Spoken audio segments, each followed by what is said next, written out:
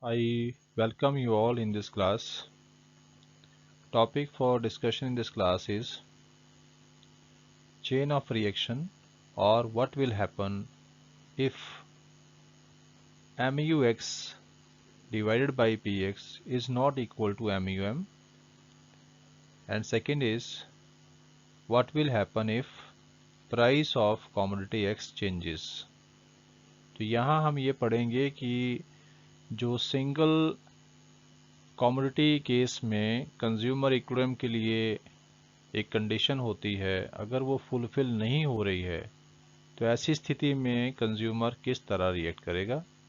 और दूसरा हमें पढ़ेंगे कि मान लो कंज्यूमर तो इक्विलिब्रियम में है, लेकिन अगर प्राइस ऑफ एक्स चेंज हो जाए, मतलब इंक्रीज हो जाए या डिक्रीज हो जाए, तो उससे कंज्यूमर के इक्विलिब्रियम पर जो है वो किस तरह का प्रभाव पड़ेगा, या कंज्यूमर गिवन सिचुएशन में किस तरह रिएक्ट करेगा, उसके बारे में हम इसमें डिस्कस करेंगे।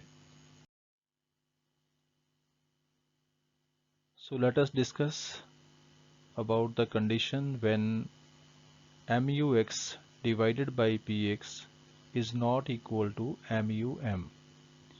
ये जो अभी हमने कंडीशन पढ़ी, ये वन कमोडिटी केस के लिए कंज्यूमर इक्विलिब्रियम की कंडीशन होती है कि marginal utility of X divided by PX it must be equal to MUM। लेकिन अगर ये इक्वल नहीं है तो उसमें चेन ऑफ रिएक्शन क्या होगा। तो अगर ये कंडीशन इक्वल नहीं है तो दो चीज़ें होंगी, या तो MUX divided by PX it will be greater than MUM, या फिर MUX divided by PX it will be less than MUM। क्योंकि इक्वल नहीं है तो या तो लेस होगा या फिर ग्रेटर होगा, दोनों में से कोई एक होगी। सो लेट अस अंडरस्टैंड कि अगर ये सिचुएशंस हैं तो उसमें चेन ऑफ रिएक्शन क्या रहेगा, या कंज्यूमर किस तरह रिएक्ट करेगा, या what will happen in this situation. Question किसी भी तरह एग्जाम में आपसे पूछा जा सकता है। तो सपोज कि हम पहले कंडीशन ले रहे हैं, if MUX divided by PX is greater then MUM, कि मान लीजिए ये इक्वल तो नहीं है लेकिन ये ग्रेटर है। तो ग्रेटर की सिचुएशन में कंज्यूमर किस तरह रिएक्ट करेगा, तो इसको हमने एक न्यूमेरिकल एग्जांपल के साथ डिस्कस करेंगे हम लोग। MUX आपका 30 है मान लीजिए, और प्राइस ऑफ X कितना है 5 है, और मान लीजिए कि MUM कितना है 4 है। तो पहले हम कैलकुलेट करेंगे MUX डिवाइडेड बाई PX। तो जो हमने वैल्यूज अज्यूम की है उसको हम भरेंगे यहाँ पे, 30 divide by 5 is equal to 6। तो ये जो MUX डिवाइडेड बाई PX की वैल्यू है ये कितनी आ गई, ये 6 आ गई, और MUM का वैल्यू कितना है 4 है। तो यहाँ पे 6 क्या है, 6 इज ग्रेटर देन 4। तो इसका मतलब क्या है कि यहाँ पर MUX divide by PX is greater then MUM है। ऐसी सिचुएशन में कंज्यूमर किस तरह रिएक्ट करेगा। अब क्योंकि जो MUX बाई PX का रेशो है वो MUM से बड़ा है, तो ऐसी स्थिति में कंज्यूमर क्या करेगा, कमोडिटी X की ज़्यादा क्वांटिटीज़ का या ज़्यादा यूनिट्स का यूज़ करेगा। तब तक यूज़ करेगा जब तक कि ये सिचुएशन क्रिएट नहीं हो जाती है जहां पर MUX divided by PX becomes equal to MUM। तो let us recap it. Consumer will consume more units of commodity X।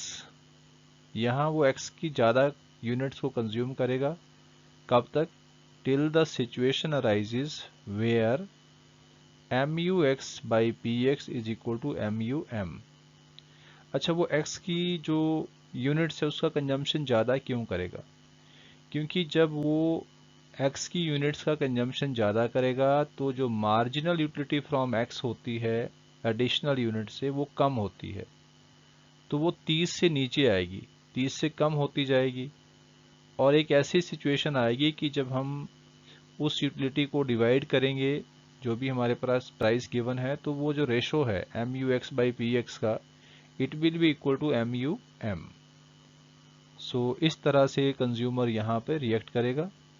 मान लीजिए कि MUX by PX if it is less than MUM, अगर इससे कम है तो ऐसी सिचुएशन में कंज्यूमर किस तरह रिएक्ट करेगा। तो let us assume the values. मान लीजिए MUX यहाँ पर 14 है, PX आपका 7 है, MUM 4 है। तो आप अब रेशो निकालेंगे MUX by PX का, तो ये होगा 14/7 and this is equal to 2। अब इसको आप जब कंपेयर करेंगे तो यहाँ पर MUX by PX कितना है, 2 है। 2 इज लेस देन 4। 4 क्या है, MUM। तो यहाँ पर क्या ये प्रूव हुआ कि क्या कंडीशन में हम लोग हैं अभी, MUX by PX is less than MUM। ये कंडीशन यहाँ पे प्रूव हो रही है। ऐसी कंडीशन में कंज्यूमर क्या करेगा, consumer will consume less units of commodity X। वो X की जो यूनिट्स हैं उनका कम कंजम्पशन करेगा और तब तक कमी करेगा उसमें जब तक कि एक ऐसी सिचुएशन नहीं आ जाती जहां पे MUX by PX becomes equal to MUM। देखो यहाँ पर जो कंज्यूमर है वो less units of commodity X क्यों यूज़ करेगा, क्योंकि जब वो less units of commodity X को यूज़ करेगा तो उससे जो मार्जिनल यूटिलिटी ऑफ X है वो बढ़ जाएगी, और जो रेशो है MUX by PX का वो किसी स्टेज पर जाकर जो है वो MUM के बराबर हो जाएगा। सो इसको आप अपने आप प्रैक्टिकली न्यूमेरिकल वैल्यूज को लेकर जो है वो आप सॉल्व भी कर सकते हैं, और इसको सॉल्व करें ताकि आपका कॉन्फिडेंस इसमें बढ़ जाए। So let us discuss about the situation when price of commodity X changes, कि जब X की जो प्राइस है उसमें चेंज आए तो उस समय कंज्यूमर किस तरह रिएक्ट करेगा। तो जैसा हम जानते हैं कि कंज्यूमर उस स्थिति में इक्विलिब्रियम में होता है जब MUX divided by price X equal होती है MUM के। ये सिंगल कमोडिटी केस की कंडीशन होती है कंज्यूमर इक्विलिब्रियम की।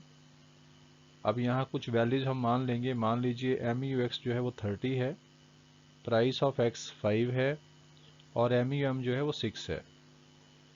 तो पहले कैलकुलेट करते हैं कि MUX by PX का रेशो कितना बन रहा है। सो वैल्यूज भरने पे ये आ रहा है 30/5 इज इक्वल टू 6।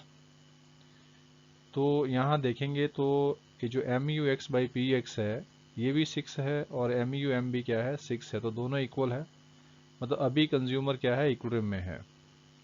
लेकिन मान लीजिए कि जो प्राइस ऑफ X कमोडिटी है वो बढ़ जाती है, वो इंक्रीज हो जाती है। तो देखते हैं कि फिर उससे क्या इसमें फ़र्क पड़ेगा कंज्यूमर इक्विलिब्रियम पे। तो प्राइस ऑफ X क्या हुआ, इंक्रीज हुई।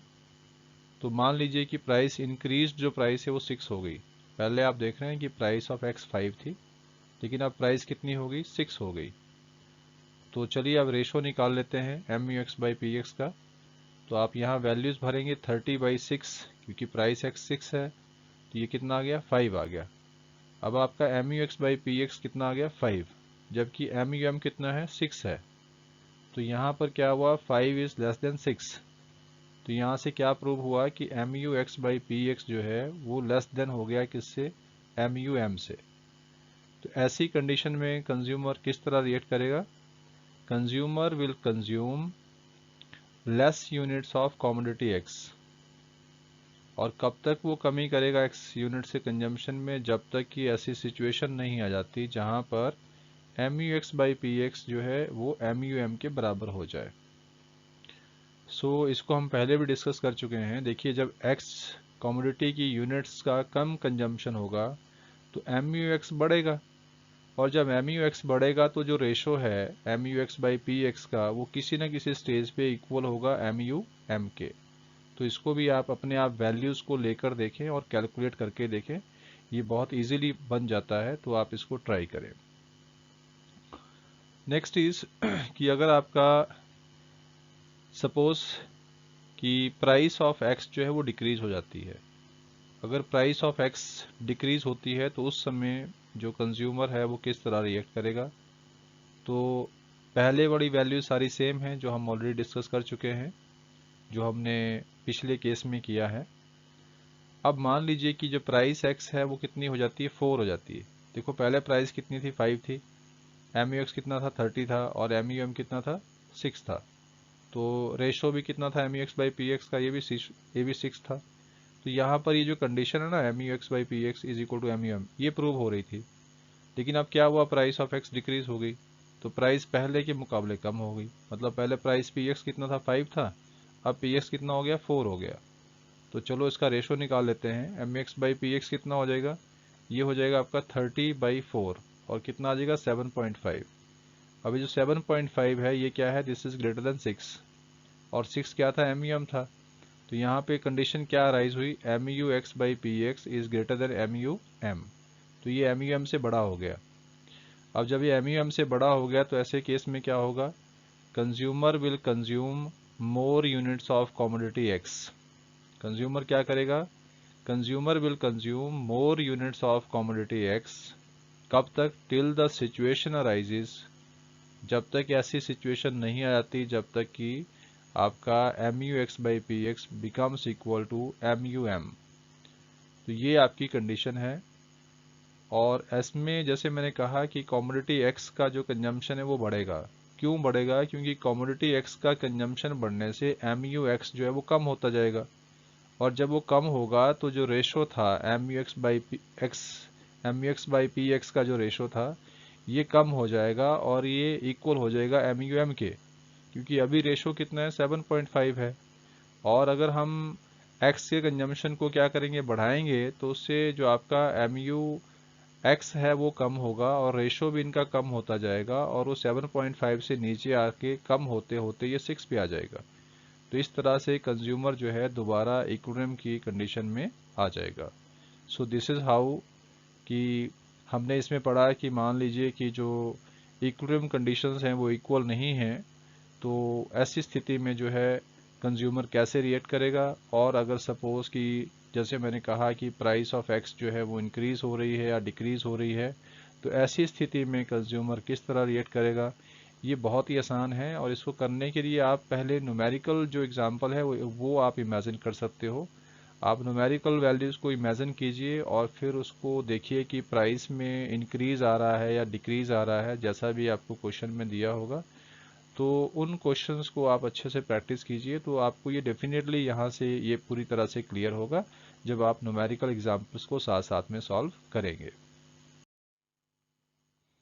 सो dear students, if you find this content meaningful and helpful to you, then please share it to other students also, those who can be benefited from this. Thank you.